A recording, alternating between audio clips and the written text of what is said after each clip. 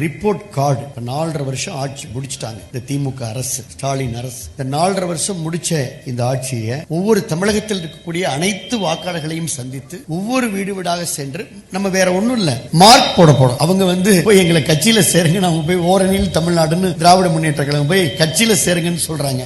OTP அரசாக செயல்படுது. ஆனா அதிமுக சார்பில் பொதுச் செயலாளர் எடப்பாடி அவர்கள் அன்பான பாசமான ஒரு 4 வார்த்தைகள் எழுதி உங்களுடைய இல்லம் தோறும் இந்த ஆட்சிக்கு நீங்க 10க்கு எத்தனை மார்க் போடுவீங்க அப்படின்னு மட்டும் பொதுச் செயலாளர் கேட்கிறாங்க. அத கழக பொதுச் செயலாளர் சட்டமன்ற எதிர்க்கட்சி தலைவர் அண்ணன் எடப்பாடி அவர்கள் இந்த புதுக்கோட்டை மண்ணிலே வெளியிடுகிறார்கள்.